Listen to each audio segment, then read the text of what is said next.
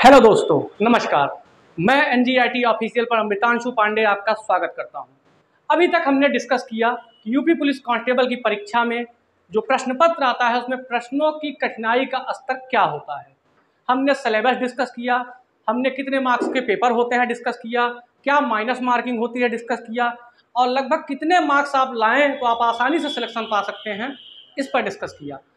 अब हम आगे देखेंगे कि गणित में हमने आपसे उस दिन भी कहा था कि मैं आगे से आपको बेसिक और नंबर सिस्टम का चैप्टर शुरू करूंगा, तो आज उसका दिन आ गया है। आज हम नंबर सिस्टम का पहला पार्ट पढ़ेंगे जिसमें हम आपको संख्याओं के बारे में बताएंगे और संख्याओं का बिल्कुल बेसिक स्तर आपको शुरू करेंगे।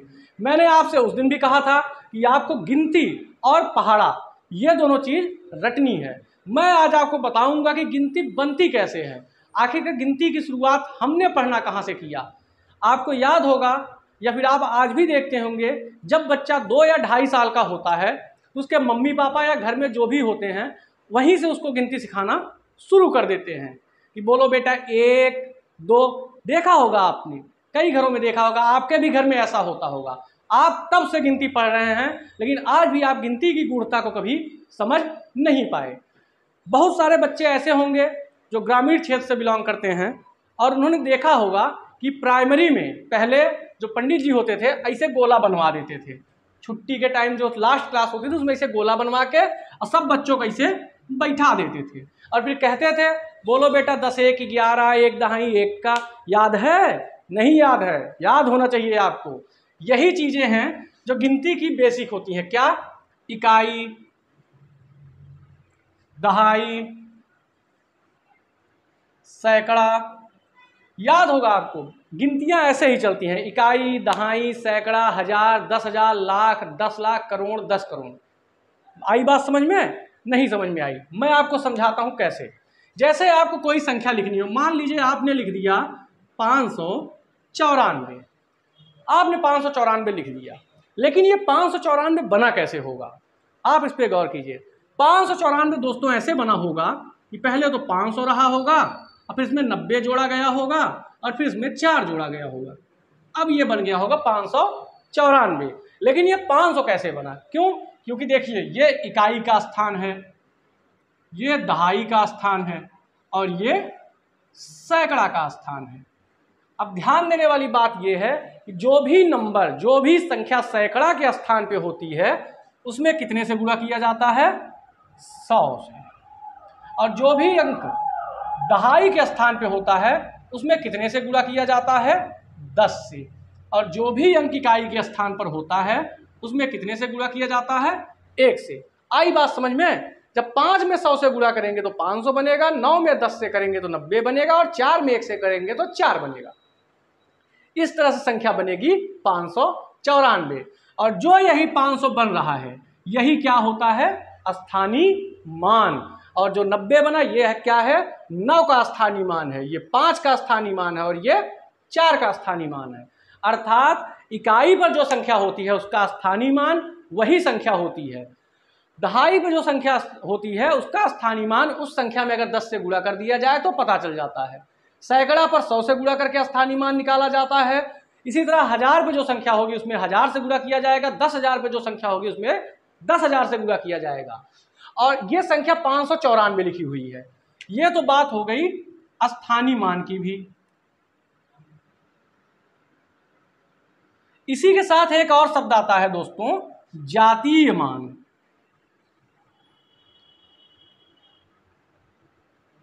जातीय मान क्या होता है दोस्तों? जो संख्या है वही संख्या को वैसे ही लिख देना जातीय मान कहलाता है। जैसे इस संख्या में अगर पूछ लिया जाए कि 9 का जातीय मान क्या है तो 9 का जातीय मान दोस्तों 9 ही होगा।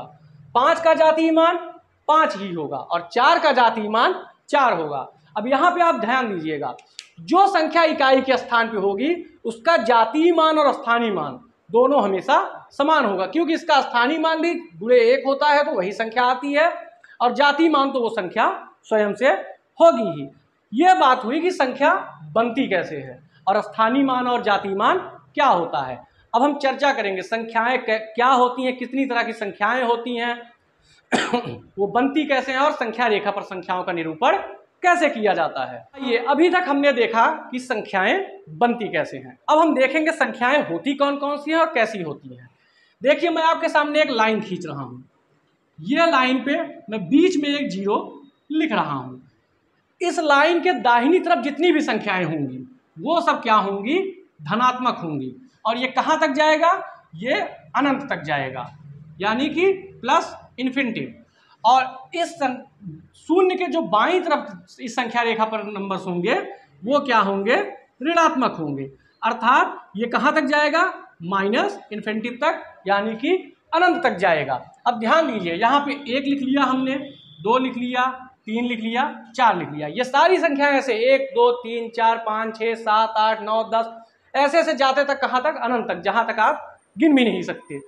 और इधर -1 -2 -3 -4 -5 इसी तरह से ये अनंत तक जा रहा है। अब देखिए, मैं एक चीज आपको बताता हूं। दुनिया में यानी ब्रह्मांड में जितनी भी संख्याएं होती हैं, कौन सी संख्याएं, वास्तविक संख्याएं। अर्थात ब्रह्मांड की जितनी भी वास्तविक संख्याएं हैं वो सब इस नंबर लाइन में आ जाएंगी। कोई भी संख्या इस नंबर लाइन के बाहर कभी नहीं जाती है। और जो संख्याएं इस नंबर लाइन, इस संख्या रेखा के बाहर चले जाते हैं वो संख्याएं काल्पनिक कहलाती हैं। कैसे, मैं आपको बताता हूं। देखिए, जैसे आपको लिखना हो, मान लीजिए 1/2। अगर आप इसको डेसिमल में लिखेंगे तो आप क्या लिखेंगे, 0.5। अब ये 0.5 इस नंबर लाइन पे कहाँ आएगा, तो 0 और 1 के बीच में। 0.5 का मतलब क्या होता है दोस्त, आधा। और ये आधा कहाँ आएगा, 0 और 1 के बीच में, अर्थात यहीं कहीं 1/2 आएगा। अब मैं आपको एक और संख्या देता हूं। मान लीजिए आपको दे दिया गया 1 सही 1/2। इसका मतलब हुआ कि 1 पूरा और उसके साथ 1 आधा। और इसकी डेसिमल वैल्यू क्या होती है, 1.5। अब ये 1.5 कहाँ आएगा, 1.5 का मतलब होता है 1.5। और 1.5 कहाँ आएगा, 1 और 2 के बीच में एकदम। तो यहाँ पे क्या आएगा, 1.5 या फिर 1 सही 1/2। आई बात समझ में। ऐसे ही जितने भी नंबर होते हैं, चाहे वो डेसिमल में हो अर्थात दशमलव में हो, भिन्न में हो, या फिर परिमेय संख्याएं हो, कुछ भी हो, सब संख्याएं इसी में समाहित हो जाती हैं। किस पे, एक संख्या रेखा पर। वास्तव में संख्याओं को जानने के लिए संख्या रेखा से ज़्यादा जरूरी कुछ नहीं होता। लेकिन अब इस संख्या रेखा पर संख्याएं कई तरीके से लिखी जा सकती हैं। कई तरह की संख्याएं इसी संख्या रेखा से बनती हैं। तो मैं बारी बारी से आपको सारी संख्याएं हमने देखा, जातीय मान क्या होता है, स्थानीय मान क्या होता है, संख्याएं कैसे बनती हैं, संख्या रेखाओं पर संख्या रेखा पर संख्याओं का निरूपण कैसे किया जाता है। अब हम समझते हैं कि संख्याएं कितनी तरह की होती हैं। सबसे पहले तो आपने सुना होगा एक प्राकृतिक संख्या होती है। प्राकृतिक संख्या क्या होती है, 1 से लेकर और आप अनंत तक चले जाइए, कहीं ना रुकिए, ये क्या होती हैं, प्राकृतिक संख्याएं होती हैं। बहुत सी किताबों में आपको 1 से 9 तक दिया रहता है। क्यों, क्योंकि 1 से 9 तक की संख्याओं से ही लगभग सभी संख्याएं बनाई जा सकती हैं। लेकिन एक कमी रह जाती है, क्या, कि 9 के बाद 10 भी आता है। अब 10 बनाने के लिए आपको 1 और 0 चाहिए। अब ये 0 आप कहाँ से ढूंढेंगे, वो भी हम ढूंढते हैं। कैसे, 0 से लेकर अनंत तक आप चले जाइए, इसे क्या कहते हैं, पूर्ण संख्या कहते हैं। ये हो गया पूर्ण संख्या। अर्थात प्राकृतिक संख्या में अगर 0 को भी ऐड कर लिया जाए तो क्या बनता है, पूर्ण संख्या बनता है। बेहद ही आसान टॉपिक है। और आपको पूर्ण संख्या जो बहुत सारी किताबों में देखने को क्या मिलेगा, 0 से लेकर 9 तक। क्योंकि इतनी संख्या से, मात्र 0 से 9 तक संख्याओं से, अब चाहे आप जो संख्या बना लीजिए, सभी संख्याएं आप बना सकते हैं। और 1 से लेकर अनंत तक क्या होती हैं, प्राकृतिक संख्याएं होती हैं। अब हम बात करते हैं पूर्णांक की। 0 पूर्णांक नहीं होता, ठीक, समझ में आया। लेकिन इधर 1 से लेकर अनंत तक और इधर 1 से लेकर अनंत तक, ये सभी क्या होते हैं दोस्त, पूर्णांक होते हैं। क्या होते हैं, पूर्णांक, जिसे हम क्या बोलते हैं, इंटीजर। ये क्या हो गए, पूर्णांक हो गए। कहां से कहां तक, दाहिनी तरफ 1 से लेकर अनंत तक और बाईं तरफ भी 1 से लेकर अनंत तक। अब पूर्णांक आपको 2 तरह के मिलेंगे, एक धनात्मक पूर्णांक और एक ऋणात्मक पूर्णांक। जो दाहिनी तरफ संख्याएं हैं वो सभी किसमें आएंगी, धनात्मक पूर्णांक में। जो बाईं तरफ संख्याएं हैं वो सभी किसमें आएंगी, ऋणात्मक पूर्णांक में। आई बात समझ में।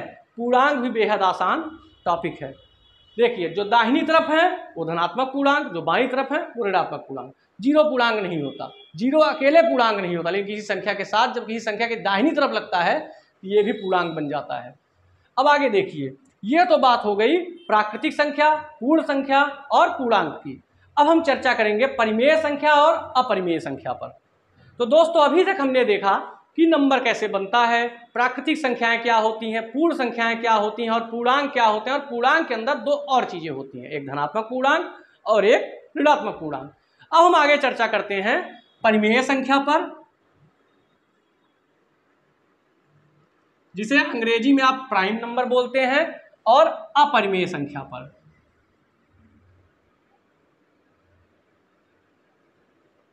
हो सकता है इन दोनों संख्याओं में बहुत चीजें आपको ना समझ में आए, लेकिन मैं बता रहा हूं आगे जैसे जैसे आप पढ़ते जाएंगे, 2-3-4 लेक्चर के बाद जब पूरी संख्याएं कवर हो जाएंगी तो अपने आप ही आप जब पिछली क्लास देखेंगे या फिर आप कहीं कॉपी पे अगर नोट किए रहेंगे तो आप देखते ही तुरंत समझ जाएंगे कि उस दिन सर ने क्या पढ़ाया था, क्योंकि इसमें कुछ टॉपिक ही ऐसा होता है जो अब भी बहुत बच्चों को नहीं समझ में आएगा, एक बार में तो बिल्कुल नहीं समझ में आएगा। लेकिन मैं फिर भी बता रहा हूं कि अगले 3 से 4 क्लासों में जब आप चीज़ों को पढ़ेंगे और आगे जब आप भिन्न पढ़ेंगे, जब आप दशमलव पढ़ेंगे, तब आपको ये चीज़ें समझ में आ जाएंगी कि सर ने उस दिन क्या पढ़ाया था। और अगर देखिए मैं आपको नोट्स नहीं बनवा रहा हूँ, नोट्स हर टीचर के पास उपलब्ध है, आपको ऑनलाइन गूगल पे मिल जाएंगी, बहुत सारी नोट्स हैं, मार्केट में बहुत सारी किताबें उपलब्ध हैं। मैं आपको सीधे सीधे पढ़ा रहा हूँ, इसके बाद मैं आपको क्वेश्चन सॉल्व करवाऊंगा। लेकिन आपको ये ध्यान देना है, अगर आपको कोई चीज़ नहीं समझ में आती है तो वीडियो NGIT ऑफिशियल की यूट्यूब चैनल पर हमेशा पड़ा रहेगा। आप फिर से जाइए, वीडियो को बैक करके आप 1.5 स्पीड पे 2x स्पीड पे आप फिर से देख सकते हैं, आपको चीज़ें समझ में आ जाएंगी। और फिर भी आपको नहीं समझ में आता है तो आप वीडियो के नीचे कमेंट करिए कि सर ये टॉपिक हमें नहीं समझ में आया, और मैं कोशिश करूँगा कि मैं टाइम निकाल के वो टॉपिक स्पेसिफिक आपके लिए फिर से पढ़ाऊँगा। अब हम देखते हैं परिमेय और अपरिमेय संख्या। देखिए दोस्त, ये जब अगर संख्या p/q के फॉर्म में लिखी जा सके, कोई भी ऐसी संख्या जो p/q के फॉर्म में लिखी जा सके, लेकिन इसके साथ एक और कंडीशन है। क्या कंडीशन है? कि p एंड q दोनों क्या होने चाहिए? पूर्णांक होने चाहिए। मैं यहां पूर्णांक की बात कर रहा हूं, धनात्मक या ऋणात्मक की नहीं। और q does not equal to 0। अच्छा, 0 क्यों नहीं होना चाहिए? क्योंकि जब किसी संख्या में भैया नीचे 0 हो जाता है, जैसे आप लिख दीजिए 3/0, तो अब आप इसको अनंत तक काटते रहिए, कोई मतलब नहीं, ये कटता रहेगा, आप काटते रहेंगे, जीवन बीत जाएगा आपका, लेकिन ये कटेगा नहीं। ठीक, इसलिए नीचे हर में कभी शून्य आता है तो उसका उत्तर अनंत हो जाता है, क्योंकि वो कभी सॉल्व नहीं होता है। अब आगे देखिए आप, यहां पे कंडीशन ये है कि p और q पूर्णांक होने चाहिए और q does not equal to 0। अब देखिए एक प्यारी सी बात कि जितने भी पूर्णांक हैं, सभी पूर्णांक क्या हैं? वो जो है परिमेय संख्या होते हैं। कैसे? कैसे कि एक फॉर्मेट और होता है कि कोई संख्या, जैसे आपने 2 लिखा हुआ है, आप 2 के नीचे 1 मान लीजिए, कोई दिक्कत नहीं।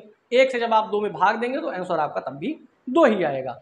अर्थात कोई पूर्णांक लिखा हुआ है उसके नीचे हम 1 मान सकते हैं। इस तरह ये क्या हो जाता है? p/q के फॉर्मेट में आ जाता है और ये अपने आप एक परिमेय संख्या हो जाती है। तो सभी पूर्णांक हो गए, ठीक, सभी भिन्न हो गए।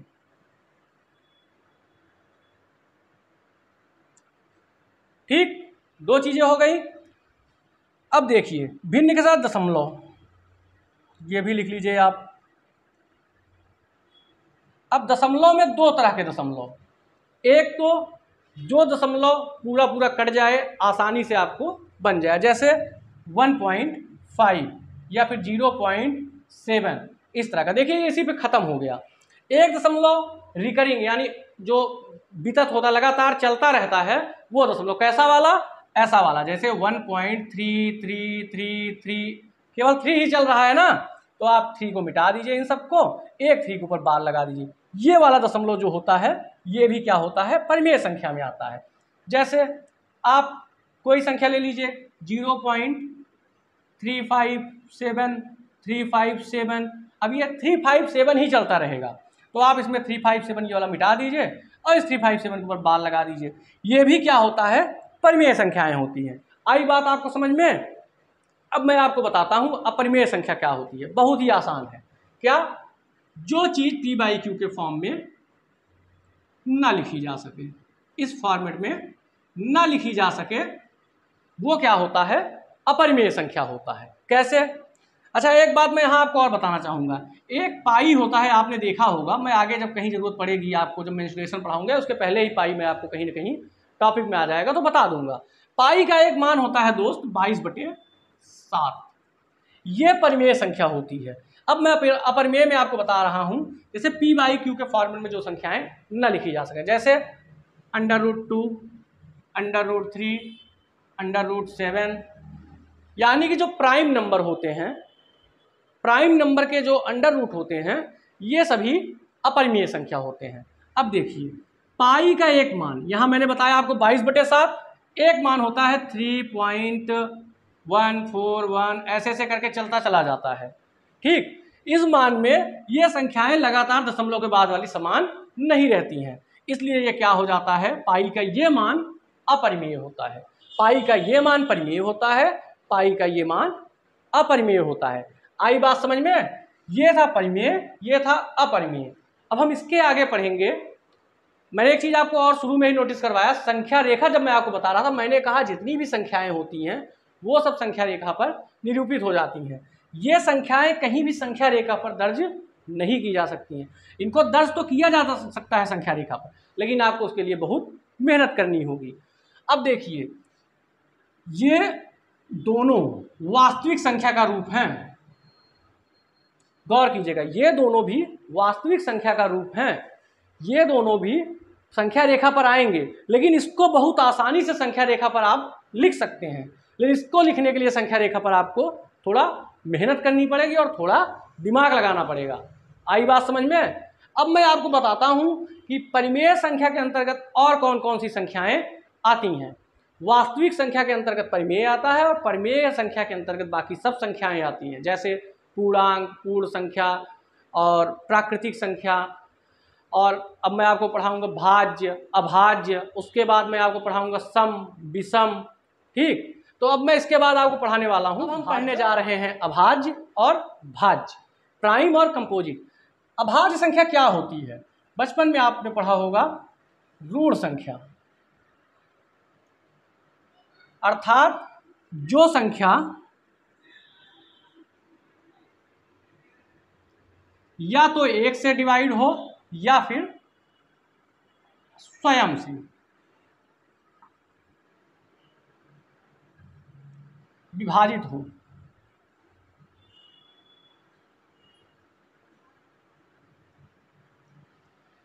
जो संख्या 1 या स्वयं से विभाजित हो वो संख्या क्या कहलाती है? अभाज्य संख्या। जैसे 2 है, 2 को आप किससे डिवाइड कर सकते हैं? या तो 1 से या तो 2 से।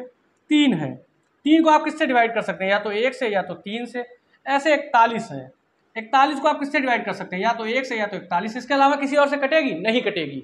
इसीलिए ये सब संख्याएं क्या होती हैं? अभाज्य संख्या। और ऐसे ही भाज्य संख्या होती है। भाज्य संख्याएं दोस्तों वो संख्याएं हैं जिनका 2 से ज्यादा गुणनखंड हो, 2 से ज्यादा गुणनखंड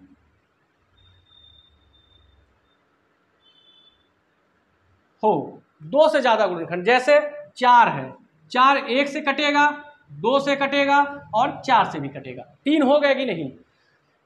जो संख्याएं 1 से, स्वयं से या उसके अलावा किसी अन्य संख्या से भी विभाजित हो जाते हैं वो संख्याएं भाज्य संख्याएं कहलाती हैं। अब हम अभाज्य के देखते हैं कुछ एग्जाम्पल, और अभाज्य में कुछ छोटी छोटी बातें पढ़ते हैं। कैसे?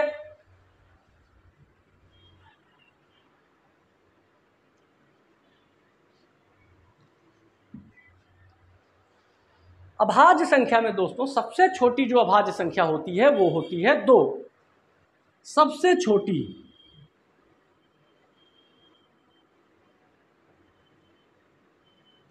क्या होती है? 2 होती है। और ये 2 एक और चीज होती है, सबसे छोटी या समभाज्य संख्या, एकमात्र समअभाज्य। आई बात समझ में? और सबसे छोटी विषमभाज्य क्या होती है?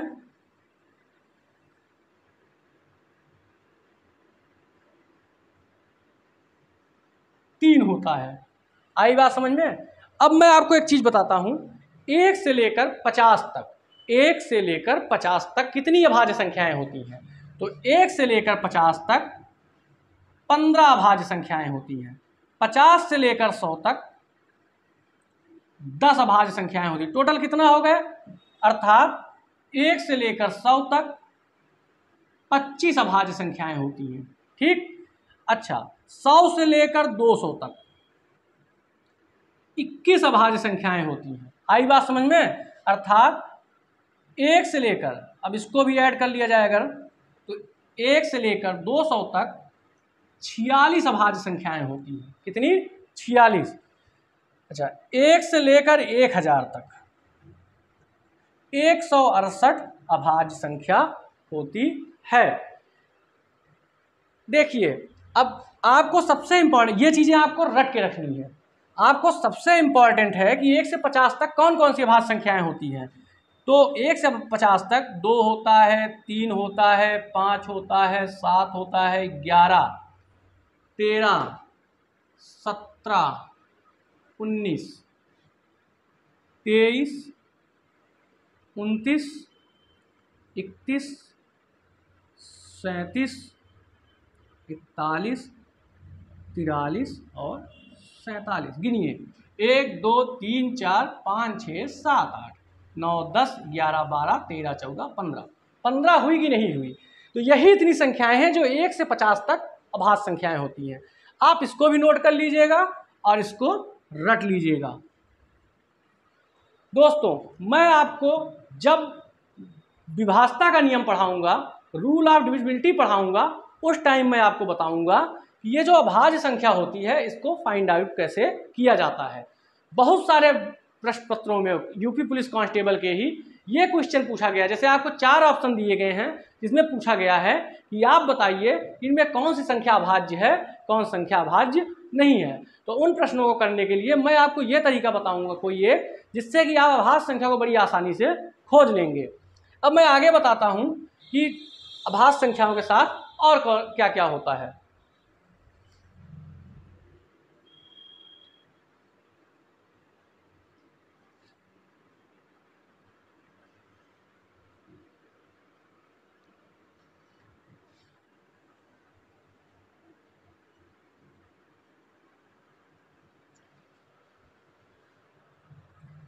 अब तक हमने देखा कि अभाज्य संख्याएं कितनी होती हैं, 1 से 100 तक, 1 से 200 तक, 1 से 1000 तक। अब हम देखते हैं कि अभाज्य संख्या 3 अंकों की सबसे छोटी और 3 अंकों की सबसे बड़ी कौन सी होती है। जैसे दोस्तों आप लिखते हैं 9, 9 में कितने अंक हैं? 1। फिर आप लिखते हैं 9 के बाद 10 आता है, 10 में कितने अंक हैं? 2 अंक हैं। तो 9 1 अंकों की सबसे बड़ी संख्या 9 है और 2 अंकों की सबसे छोटी संख्या, क्योंकि पहला 2 अंकों का संख्या क्या है? 10 है, इसलिए 2 अंकों की सबसे छोटी संख्या क्या होगी? 10 होगी। इसी तरह 2 अंकों की सबसे बड़ी संख्या 99 और फिर इसके बाद 3 अंक आते हैं। 3 अंकों की सबसे छोटी संख्या 100। मैंने कहा कि 3 अंकों की सबसे छोटी अभाज्य संख्या क्या होगी? तो इसी के बाद एक नंबर आता है 101। ये क्या है? 3 अंकों की सबसे छोटी अभाज्य संख्या 101 होती है और 3 अंकों की ही सबसे बड़ी अभाज्य संख्या, सुनिएगा ध्यान से, 3 अंकों की सबसे बड़ी अभाज्य संख्या 997 होती है। ये दोनों आप अपनी कॉपी में नोट कर लीजिएगा। मैं लिख दे रहा हूं, 3 अंकों की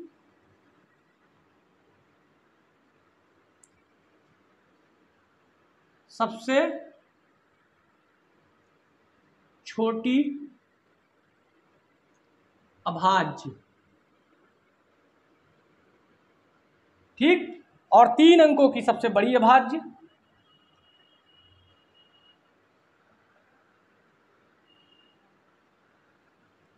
997।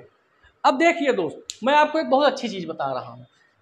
दुनिया की जितनी भी अभाज्य संख्याएं हैं सबको 6x प्लस माइनस 1 के फॉर्मेट में, क्या?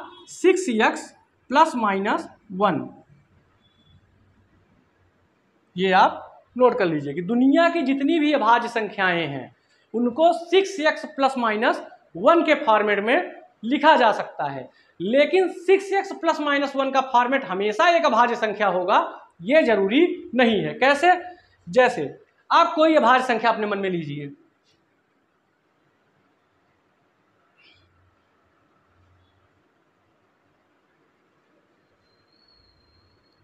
मैं ले लेता हूं आपकी खुशी के लिए, चलिए 101।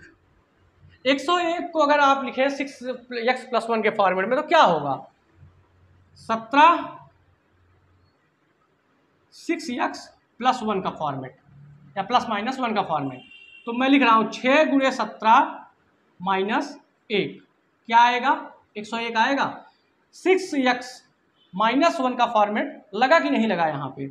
लेकिन अब जैसे अगर मैं 6 के साथ 4 का गुणा करके +1 कर दूं तो क्या आएगा?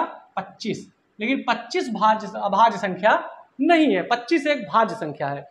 अर्थात कहने का तात्पर्य कि दुनिया में जितनी अभाज्य संख्याएं हैं वो सब 6x+-1 का फॉर्मेट फॉलो करती है, या कहीं जुड़कर वो बन जाएंगे भाज्य, या फिर 6x मतलब x की कोई भी वैल्यू 1 2 3 4 5 6 7 8 कुछ भी आप रखिए, ठीक, उसका 6 में गुणा कराइए और उसमें +1 कर लीजिए, -1 कर लीजिए, तो दोनों में से कोई एक अभाज्य आपको मिल ही जाएगी। मतलब दोनों में से जो संख्या अभाज्य रहेगी वो इन्हीं फॉर्मेट को फॉलो करेगी, यानी कि उसमें 6 के साथ किसी चीज़ का गुणा रहेगा और फिर प्लस या -1 रहेगा, ठीक। लेकिन 6x अर्थात 6 के साथ किसी चीज़ का गुणा करके प्लस या -1 कर देने पर जरूरी नहीं है कि आपको अभाज्य संख्या मिल ही जाए, लेकिन अगर वो अभाज्य संख्या है तो इस फॉर्मेट को जरूर फॉलो करेगी। लेकिन ये फॉर्मेट एक अभाज्य संख्या आपको देगा ये जरूरी नहीं है। ये तो बात हो गई अभाज्य संख्या की। अब हम इसी के साथ बात करते हैं भाज्य संख्या की।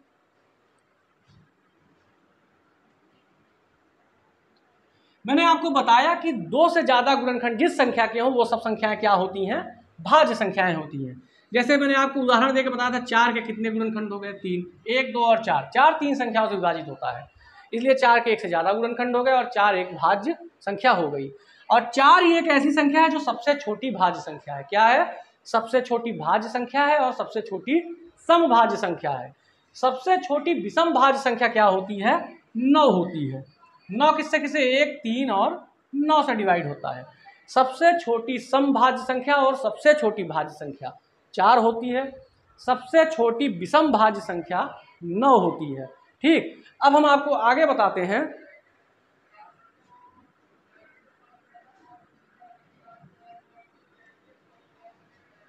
हमने अभाज्य और भाज्य पढ़ लिया, भाज्य में इतना काफ़ी था।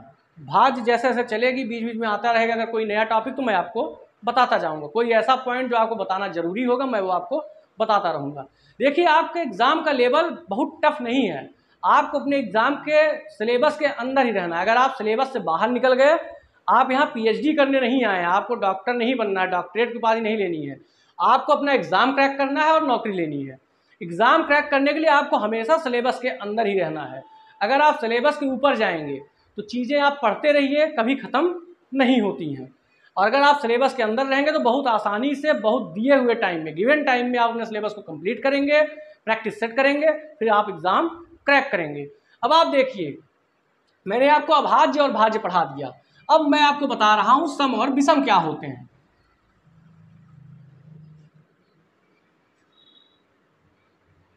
देखिए मैं आपको एक चीज बता रहा हूं, जो एक होता है, एक ना तो भाज्य होता है ना ही अभाज्य, ठीक। तो एक होता क्या है? एक होता है विषम संख्या। ये क्या होती है? विषम संख्या होती है,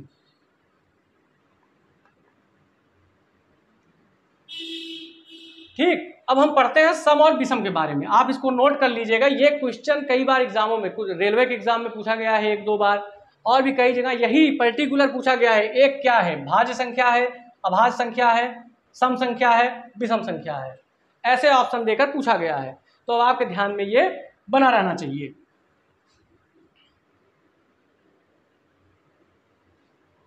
आइए अब हम खेलते हैं किसके साथ? सम और विषम के साथ।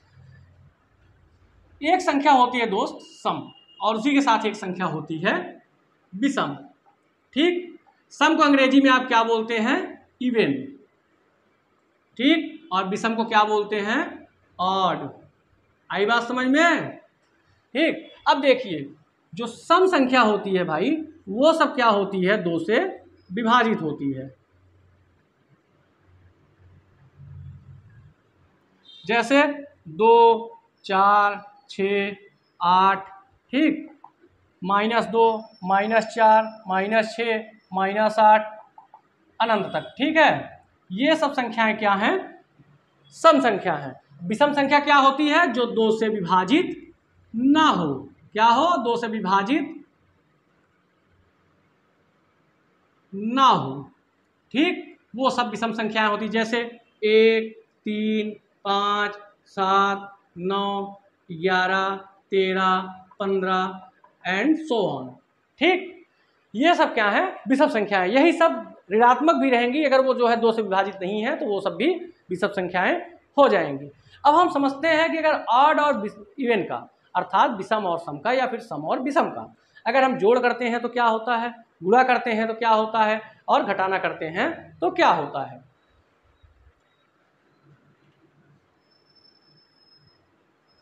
देखिए, अगर आप इवन यानी कि सम, देखिए मैं सम को क्या लिख रहा हूँ? ई लिख रहा हूँ, ठीक है, और विषम को ओ लिख रहा हूँ, क्योंकि इवन होता है, ऑड होता है, इसलिए आप ध्यान रखिएगा, नहीं तो आप कहें ई और ओ क्या है।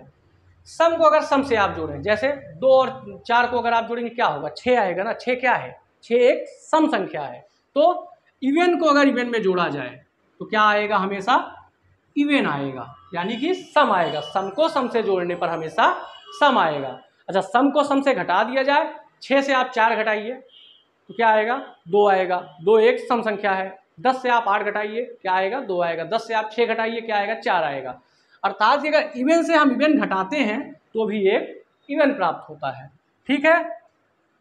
अब अगली चीज, अगर हम इवन में ऑड जोड़ते हैं या घटाते हैं, इवन में ऑड जोड़िए आप, 2 में आपने 3 जोड़ा, क्या आया? 5 आया। 6 में आपने 13 जोड़ा, 19 आए। अगर हम इवन में ऑड जोड़ते हैं तो क्या आता है? ऑड आता है। अब ऋणात्मक वाला चिन्ह जो हमने यहाँ लगाया है इसका देखें, अगर हम 3 में 2 घटाते हैं तो क्या आता है? 1 आता है। हम 23 में 22 घटाएंगे तो क्या आएगा? 1 आएगा। हम 23 में 14 घटाएंगे तो क्या आएगा? 11 आएगा, ठीक। अगर हम 24 में 23 घटाते हैं तो 1 आता है। 24 में 17 घटाएंगे तो 7 आएगा। अर्थात इसको चाहे जैसे लिखिए, चाहे पलट के, चाहे जैसे, अगर इवन में ऑड जोड़ा जाए तो ऑड आएगा, इवन में ऑड घटाया जाए तो भी ऑड आएगा, ठीक। ये बात समझ में आई। अब हम ऑड में ऑड जोड़ते हैं। 3 में 6 जोड़ दीजिए, 3 में 7 जोड़िए आप, ऑड है ना। 3 ऑड में ऑड कर रहे हैं, 3 में 7 10 आएगा, 3 में 9 12 आएगा, 9 में 17 26 आएगा। अर्थात जब भी हम ऑड से ऑड जोड़ते हैं तो हमेशा इवन आता है। अच्छा, 9 से 7 घटाइए आप, 2 आएगा। 17 से आप 13 घटाइए, 4 आएगा। आप 49 में से 23 घटा दीजिए, कितना आएगा? 26 आएगा। अर्थात जब हम ऑड से ऑड घटाते हैं तब भी इवन आता है। आई बात समझ में? ये तीनों चीज आप नोट कर लीजिएगा। ये 2 टर्म का है।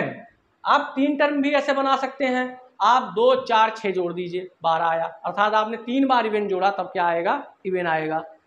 3 बार आप ऑड जोड़ेंगे, 3 7 9 जोड़ लीजिए आप, 7 3 10 9 19। 3 बार अगर आप ऑड जोड़ देंगे, यहाँ 2 बार ऑड जोड़ने पर इवन आ रहा था, 3 बार अगर आप ऑड जोड़ देंगे तो ऑड आएगा, ठीक। 2 बार ऑड जोड़ने पे इवन आ रहा था, 3 बार ऑड जोड़ देंगे तो ऑड आएगा, ठीक है। तो आप 3 अंकों का खुद कर सकते हैं। अब रही गुणा की बात,